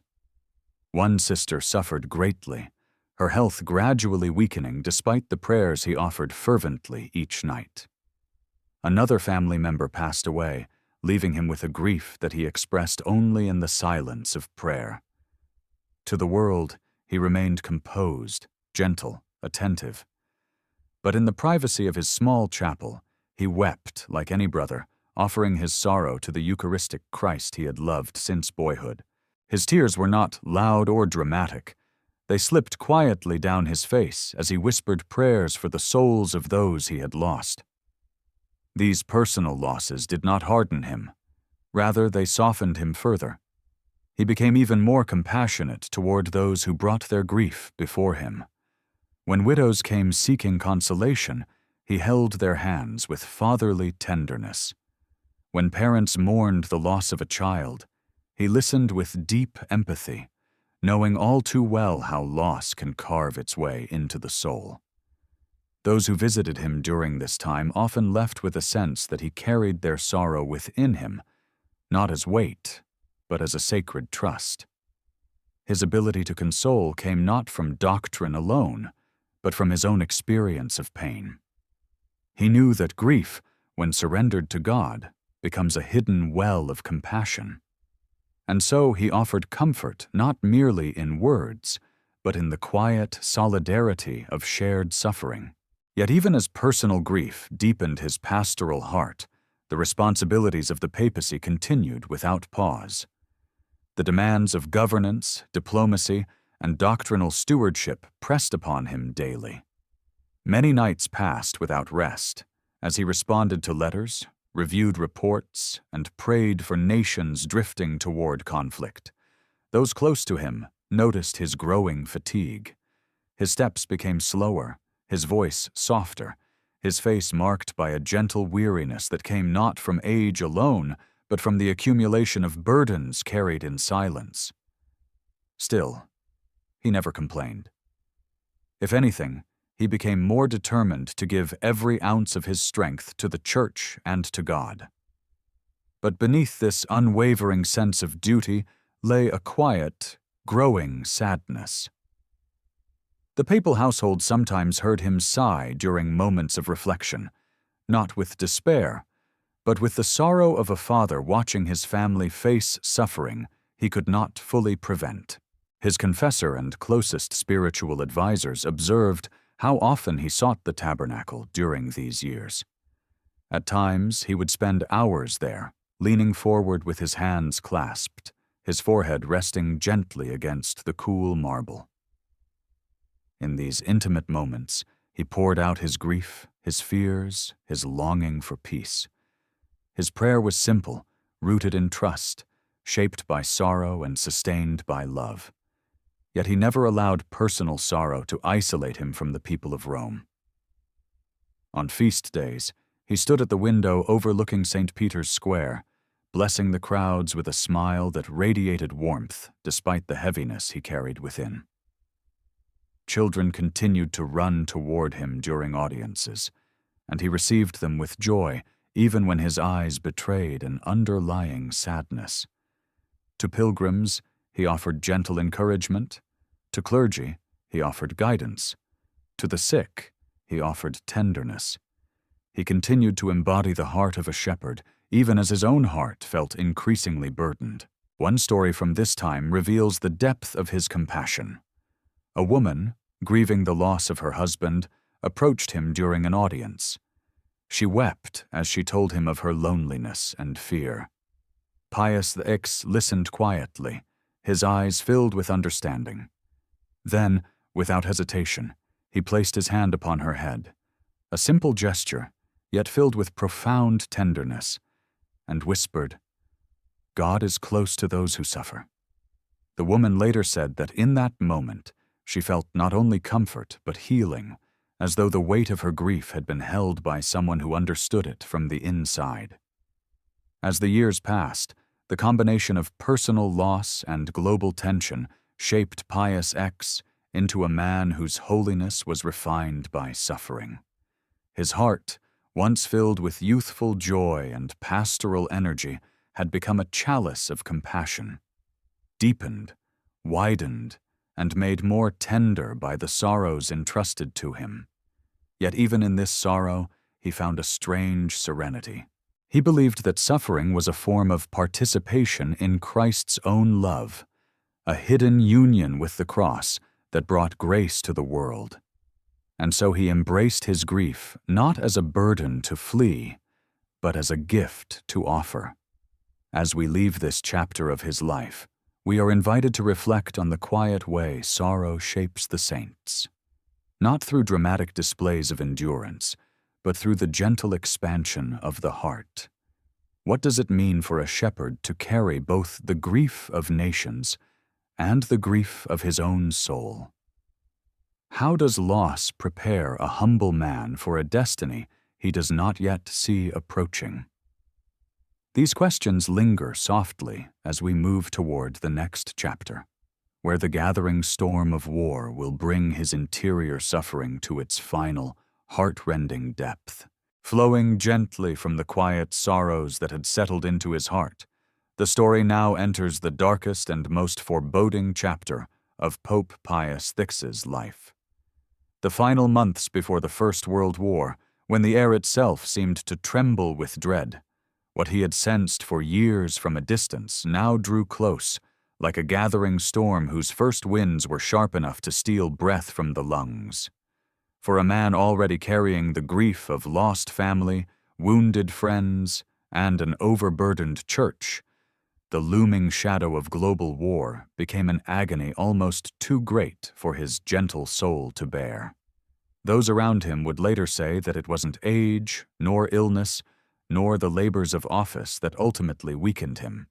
It was sorrow, pure and immeasurable, the sorrow of watching humanity rush toward destruction with eyes closed and hearts hardened. In the months leading to 1914, diplomatic tensions across Europe tightened like a rope drawn taut. Every day brought new reports, new political statements, new military preparations that signaled a brewing catastrophe. Pius X followed these developments closely, reading documents with a heaviness that deepened the lines of his face. His staff sometimes found him seated in his office long after nightfall, documents spread before him, his hands folded in prayer as if trying to soften the cold reality written in ink. He met with ambassadors whenever he could, urging caution, pleading for dialogue, reminding them of the sacred dignity of human life.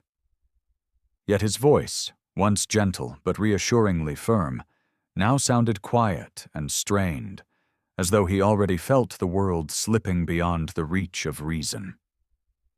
The assassination of Archduke Franz Ferdinand in June 1914 shook Europe like a sudden shudder in the earth.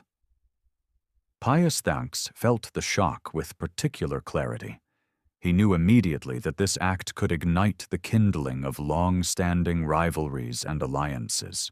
Though others hoped the crisis might pass, he sensed with painful intuition that it marked a point of no return. Those who were with him during these days observed a deep transformation in his countenance. His usually warm smile faded. His eyes seemed fixed on some distant horizon, watching a tragedy unfold in slow motion. When advisors tried to reassure him, suggesting that diplomacy might yet prevail, he replied only with a quiet sadness, "I fear that all will be lost." It was not pessimism. It was a sorrow born of spiritual clarity. As Austria delivered its ultimatum to Serbia, a bleak stillness settled over the Vatican. Pius X paced more frequently, prayed longer, and sometimes fell silent in the middle of conversations, as though listening to something others could not hear. He confided to one close assistant that he felt as if the world had placed its hands over its ears, refusing to listen to the whisper of conscience. Though he issued appeals for peace, calling on nations to resist the pull toward violence, his heart carried the painful knowledge that his pleas might go unheeded. He prayed not out of political concern, but out of love. Love for the mothers who would lose sons, for the children who would grow up amid ruins, for the soldiers who would die on battlefields far from home. His compassion expanded to embrace a suffering that had not yet happened, but was already real in the chambers of his heart. During these agonizing weeks, his health began to decline. What had once been fatigue caused by age now deepened into a heaviness that clung to him from morning until night. His appetite waned. His steps grew slower. Even his voice carried a faint tremor when he spoke.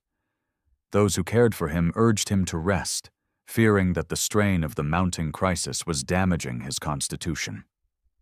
But Pius X refused to withdraw from his duties. He said simply that a father cannot sleep when his children are in danger. And so he pushed himself, answering letters, meeting with diplomats, praying late into the night.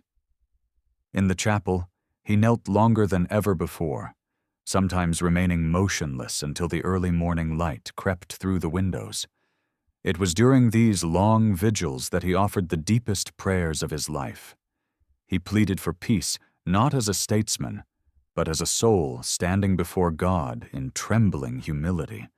He asked that nations be spared, that leaders choose wisdom over pride, that hatred be dissolved before it became bloodshed. At times he wept quietly, his shoulders shaking under the weight of what he foresaw. His tears were not for himself. They were for humanity, for a world he loved deeply despite its flaws. Some of the sisters who tended the chapel recalled seeing him wipe his eyes with the sleeve of his cassock, as though trying to hide his sorrow even from the silence of the empty room. When war finally broke out in late July and early August of 1914, it felt to Pius X like a blow to the soul. The telegrams arrived one after another. Austria had mobilized, Russia had responded, Germany had advanced, France and Britain were preparing. Europe, once a tapestry of interwoven cultures and faiths, now tore itself apart before his eyes. He read every message with trembling hands. At one point he laid a telegram aside and whispered, "This is the last sadness that God will send me." Those present never forgot those words. They felt like the sigh of a heart that had been stretched beyond its limits. In the days following the outbreak of war, Pius X's decline became unmistakable.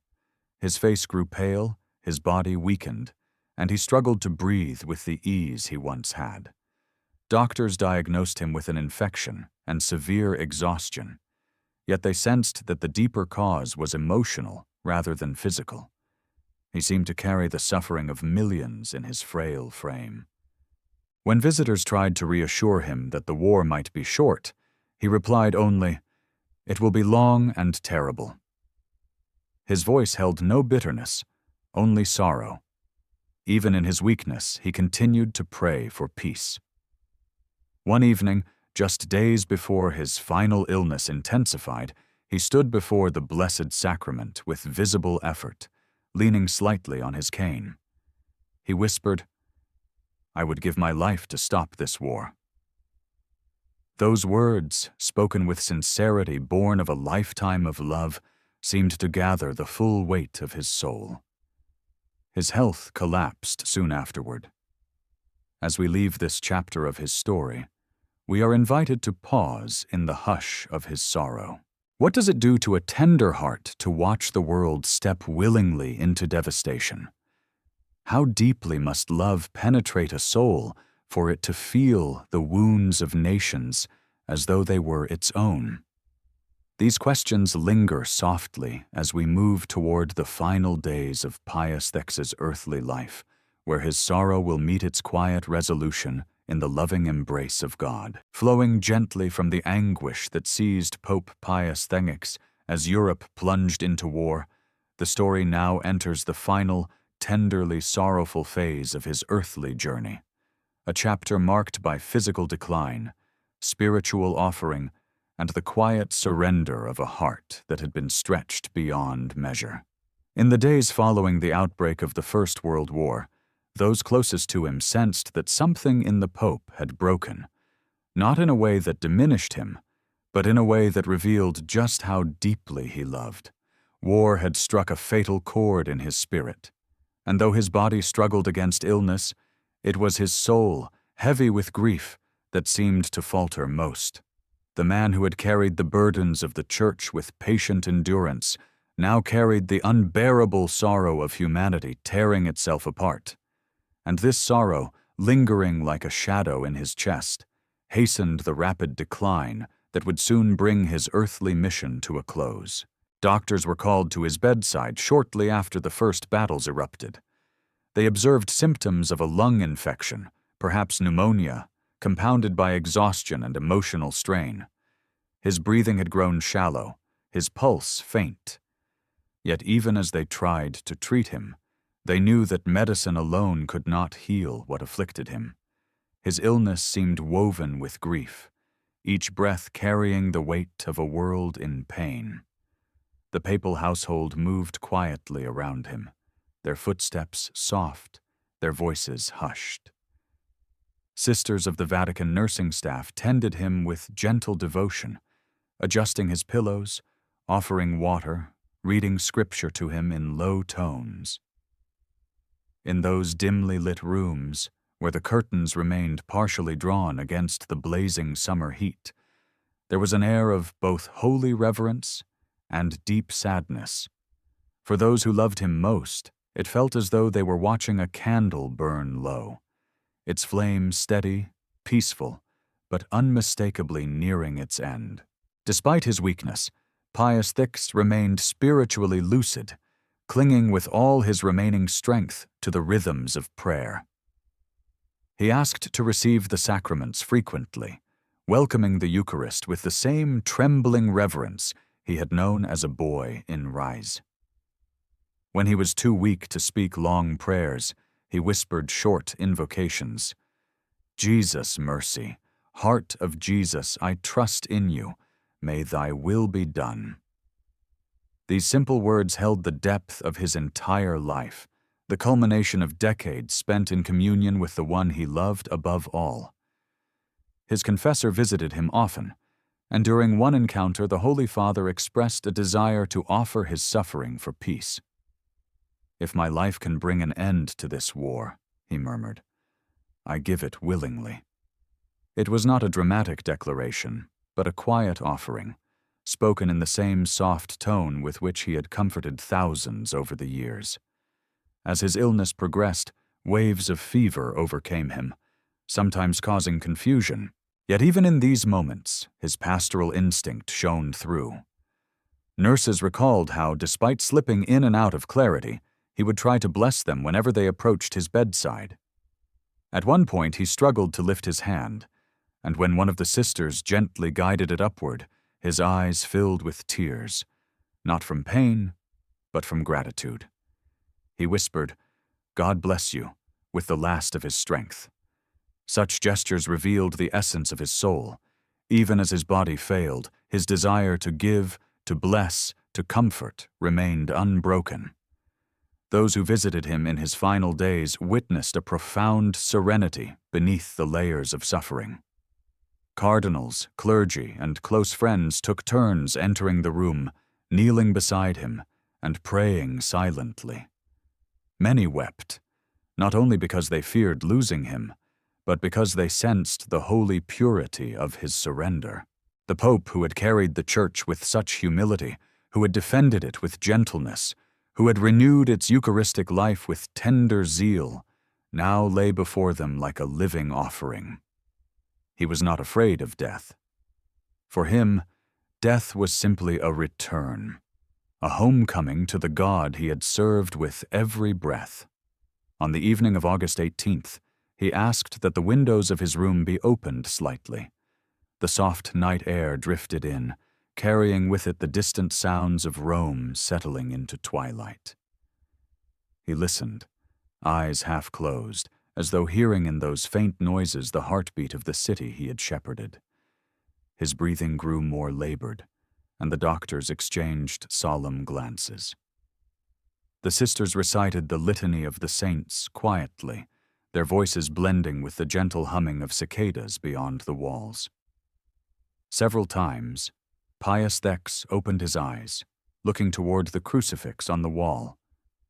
He seemed to draw strength from it, gazing upon the figure of Christ with a love that had defined his entire life.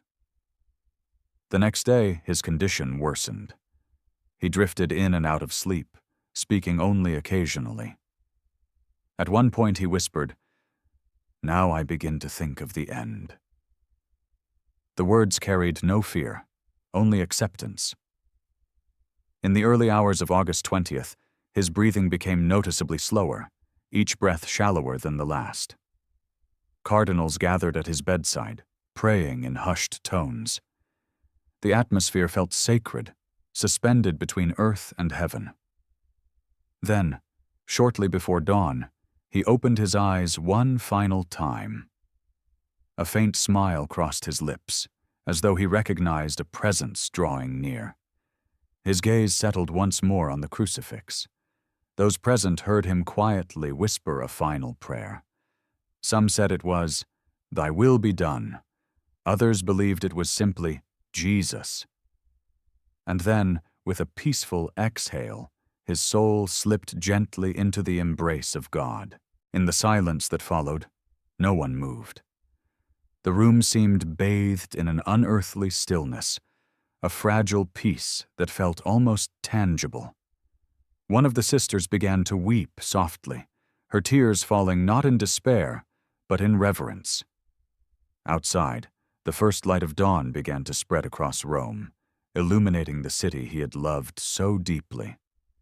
As word of his death traveled through the Vatican and eventually beyond its walls, a wave of collective mourning rose, a mourning shaped not merely by the loss of a pope, but by the passing of a father whose heart had been poured out entirely for the Church and for the world. As we pause at the close of this chapter, we are invited to reflect quietly on the mystery of a life offered completely to God. What does it mean for a man to give his strength, his peace, his very life for the sake of others? How does a heart shaped by gentleness become strong enough to bear the sorrows of nations? These questions rest softly in the stillness of his final hours, preparing us for the reflections that will follow. The remembrance and legacy of a saint whose suffering became a source of light long after his passing. Flowing gently from the quiet stillness of Pope Pius X's passing, the story now moves into its final earthly chapter, a chapter shaped by the tender remembrance of those who loved him, by the unfolding of his legacy, and by the gradual recognition that his life, so marked by simplicity and suffering, had quietly carved a profound path in the heart of the Church. In the days after his death, Rome seemed to breathe differently. The city that usually stirred with the sounds of carriages, footsteps, and voices carried a muted sadness.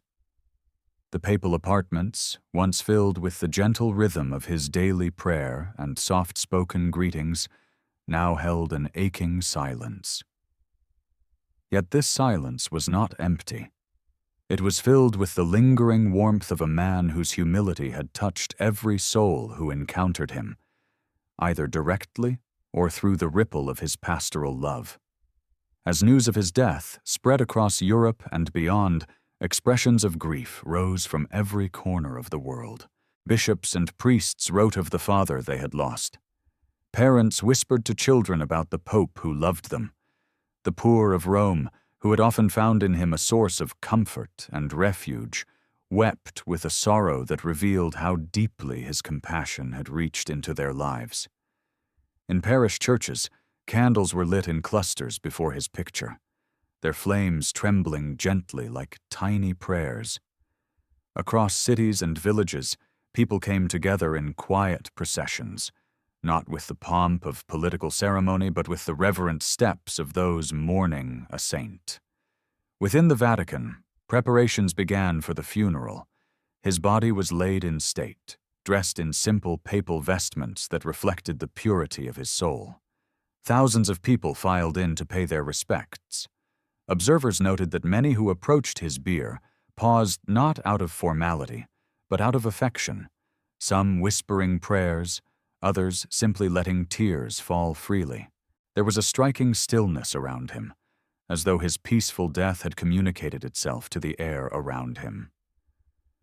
The guards stood with softened expressions, aware that they were witnessing not the end of a papacy, but the close of a life whose holiness had been revealed not in grand gestures, but in hidden fidelity. Among those who mourned him most deeply was the clergy of his former dioceses, Mantua, Venice, and the parishes of his youth. They remembered the man who had walked with them through floods, illnesses, and spiritual struggles, the bishop who had reformed without harshness, the patriarch who had embraced a city of canals with the patience of a father returning to his children. Letters poured into Rome describing his acts of charity, many previously unknown. Stories emerged of how he had quietly paid rent for poor families, provided clothing to children, and comforted the dying with gentleness that left lasting imprints on their families. These memories, once tucked into the private corners of individual hearts, now came forth like soft rays of light, illuminating aspects of his life that few had ever seen. As his funeral approached, crowds filled St. Peter's Square, their presence forming a living testament to the love he had inspired. The funeral procession moved slowly through the basilica, the chanting of the choir echoing against ancient stone, rising and falling like the waves of a gentle tide. Cardinals walked with solemn steps, their faces marked by the mourning of men who had not merely lost a leader, but a brother. When the final prayers were spoken, and his body was lowered into its resting place, a deep silence fell once more. It was the silence of completion, the silence that follows a life poured out. Some believed that in that moment, heaven received him with the same tender simplicity with which he had lived. In the years that followed, the memory of Pius X continued to grow. Not with the fanfare of popular acclaim, but with the steady reverence reserved for souls whose holiness reveals itself more clearly with time. Priests continued to speak of his pastoral heart. Families continued to tell stories of how he had renewed their children's love for the Eucharist. The faithful recalled how he had defended truth without losing gentleness, how he had carried burdens without bitterness, how he had loved without measure. His writings, especially on the Eucharist and catechesis, became guiding lights for parishes across the world. Bishops who had once turned to him for counsel now turned to his memory, asking themselves how he would respond to the challenges they faced. Gradually, stories of miracles attributed to his intercession began to surface. Sick individuals who had prayed to him reported sudden improvements. Families in distress found unexpected peace. These occurrences were gathered carefully, examined meticulously, and offered as testimony to the enduring presence of a man who had always dwelled close to God.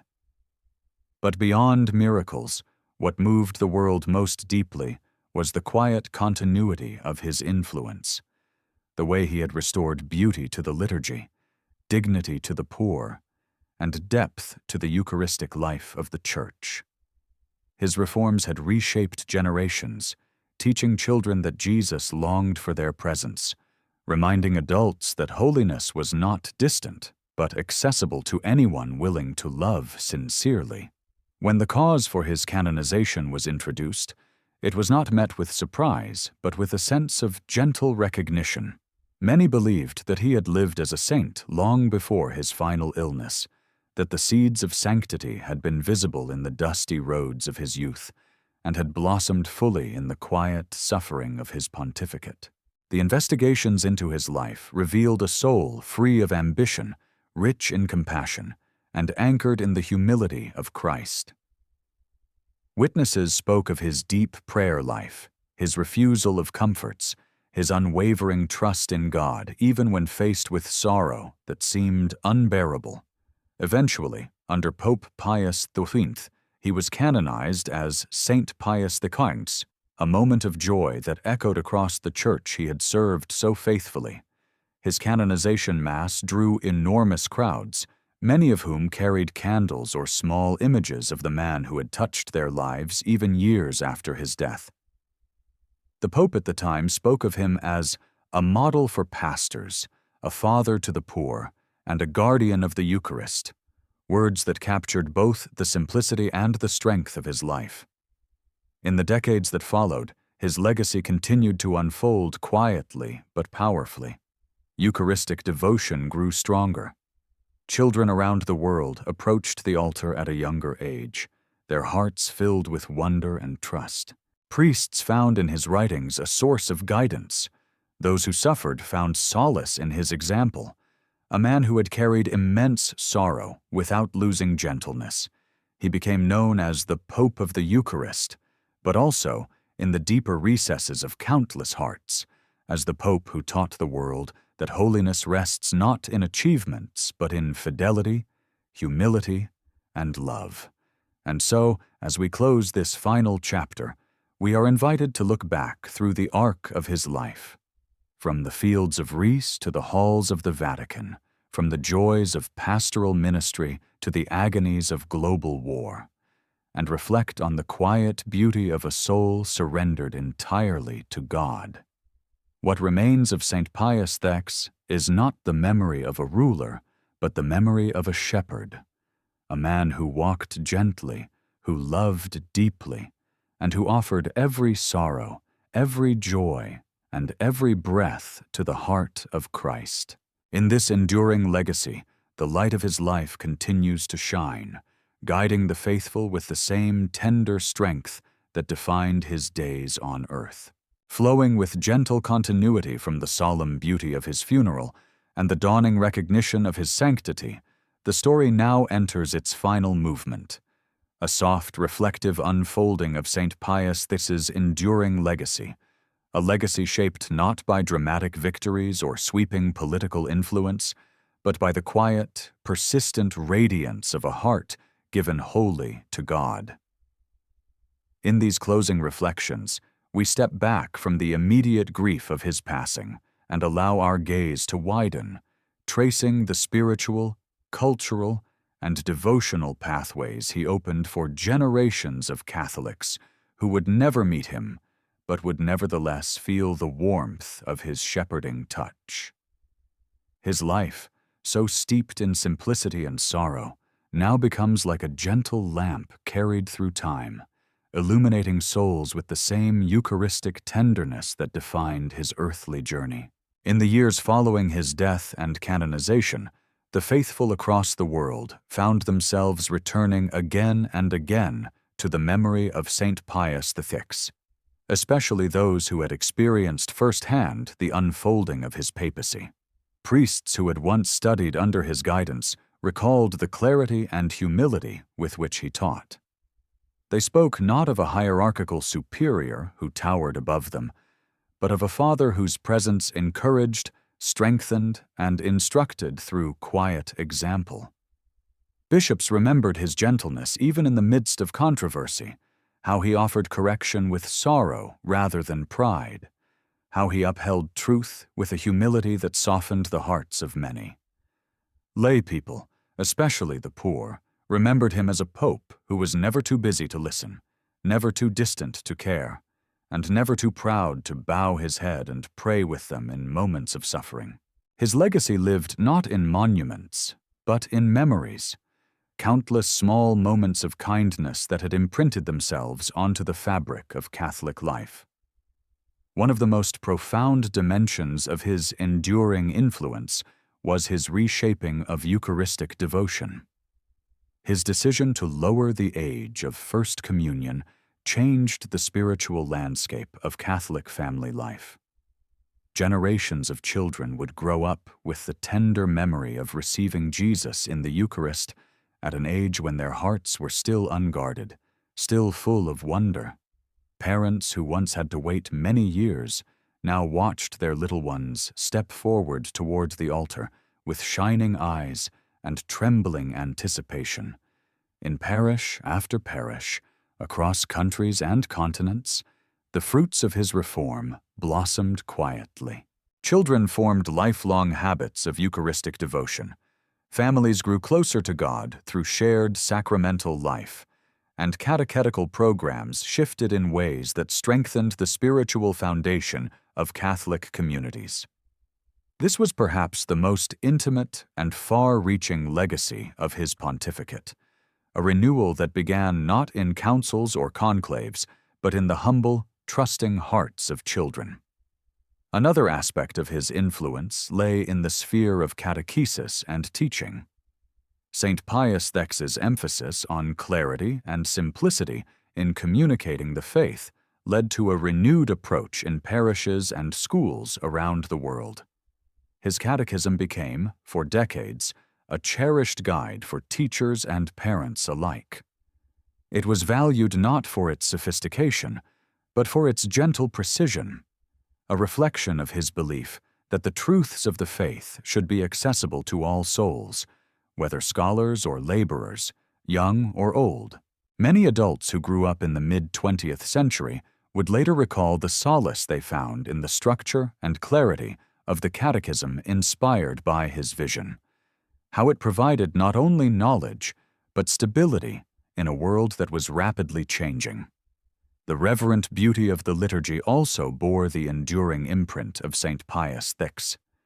His promotion of Gregorian chant invited the Church to rediscover music that drew the soul into contemplation.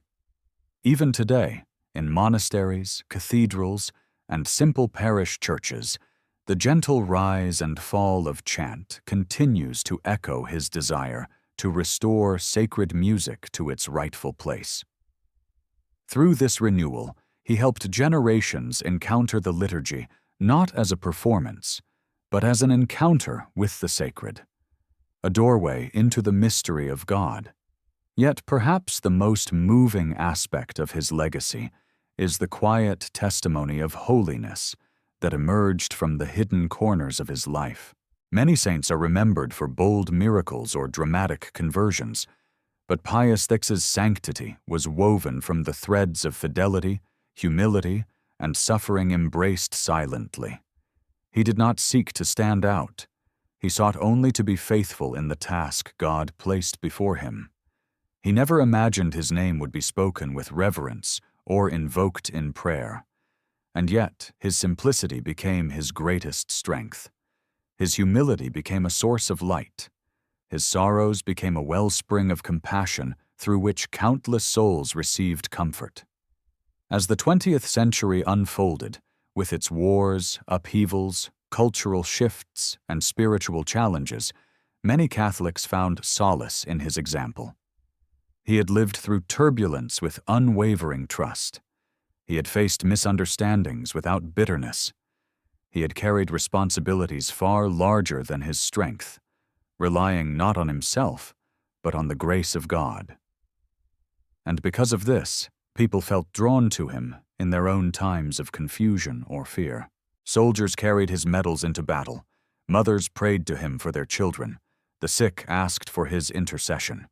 In homes, chapels, and missions across the world, his image found a place beside crucifixes and statues of the Virgin Mary, a quiet reminder that holiness often grows in hearts that are willing to suffer with love.